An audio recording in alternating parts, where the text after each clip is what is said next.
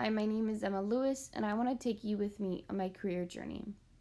For as long as I can remember, I have aspired to be an elementary school teacher. This specific career field entails one basic goal. Teachers are here to help students grow in the classroom by setting an example and providing lessons that meet the needs of the students. A teacher makes judgment decisions about how best to help their students in the environment in which they teach. Typically, elementary school teachers must be able to instruct students on several subjects as they will do so throughout the week.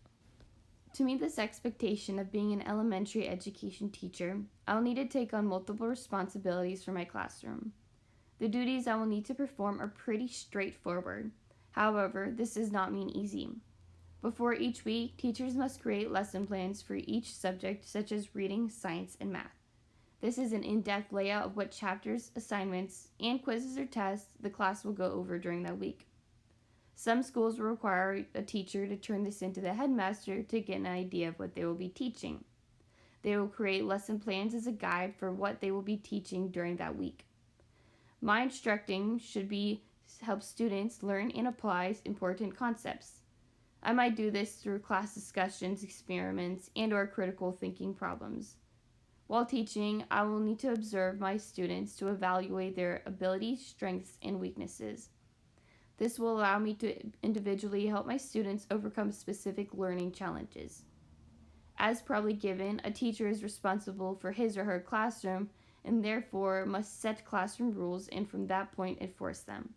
These rules should teach students to have proper behavior they can use both inside and outside of the classroom. Along with these duties, I will be expected to communicate with parents or guardians about their child's progress. As a teacher, I should report to the parents any inappropriate behavior, low grades, or concerns I have with the individual. In order to become an elementary school teacher, there are specific standards a person will be required to meet.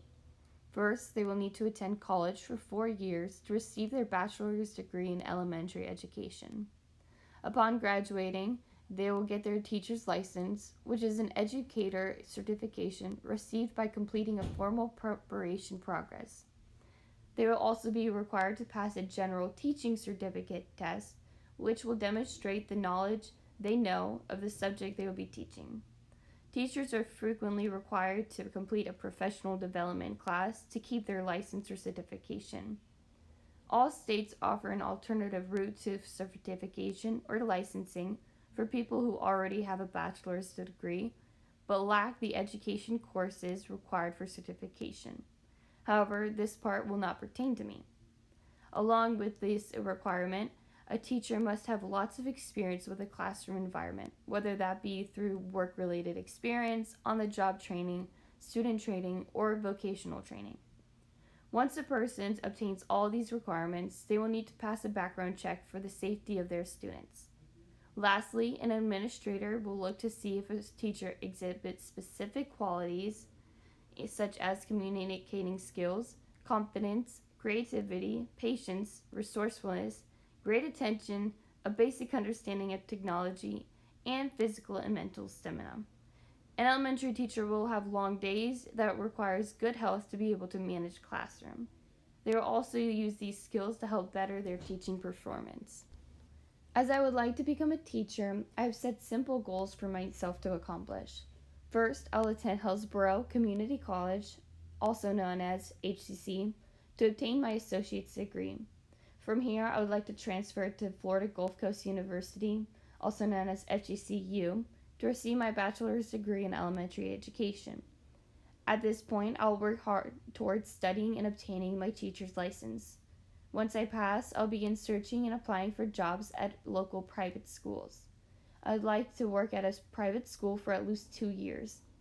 From this point, if I realize the job is not fit for me, I would like to look into teaching at a public school. Throughout my entire career, I strive to be successful. This does not mean making a lot of money, but rather continuing to do my best and improve my teaching flaws. I would like to be such a great teacher, I have a true impact on my students. Since my mother is a teacher, I have a pretty good idea of what my school year would look like, such as when I will be working. For the schools I'm interested in working at, I'll be working full-time for the traditional 10th month school year. Throughout this time, I will be provided multiple short breaks such as Thanksgiving, midwinter, and spring break. I will also get a few 1 to 2 day holidays throughout each semester, such as Independence Day. At the end of this 10-month teaching period, I will have 2 months off for summer break. I enjoy this type of schedule as it will allow me time to spend with my kids when they have a break rather than me having to take off for work. By watching my mother do her job, I expect to be extremely busy throughout the week. Getting up early, having a long school day, and coming back home to work on lesson plans or grade papers. I do not expect to have much free time during the weekdays. I intend to put in all my work and effort into being great and succeeding in my classroom. However, on the weekends, I expect to complete any last-minute work I have not yet finished, and then, in my extra time, do any errands I have. With the remainder time I have, I hope to be able to get some relaxing in. While I hope to continue to live in Florida and teach here, there are some downfalls. Florida seems to have one of the lower income rates for elementary teaching. The average pay in Florida is approximately $60,670. However, 10% of teachers can earn as low as $45,250, and some earn lower. The lucky ones, which only 10% earn, are as high as $79,910. With this being the typical Florida pay rate, it does not apply to every area. While Tampa is a great place to teach, I hope to one day teach in the West Palm Beach Atlantic area. The pay here is slightly different as it averages about $63,670. The reason for a higher pay is not why I wish to teach here on this coast. My nephews actually live here and I would like to be able to visit them more often. Besides, as a new teacher in a private school, I can expect to have as low of an income as $26,680 to $48,870. My wish is to get paid around $50,000 one day. So I guess the big question now is, why do I want to become an elementary teacher? Obviously, the pay is not a determinator. I was originally inspired to become an elementary school teacher by my mom.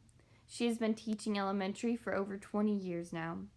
I have been given multiple opportunities to help out in her classroom by grading papers, helping format assignment directions, and classroom management rules.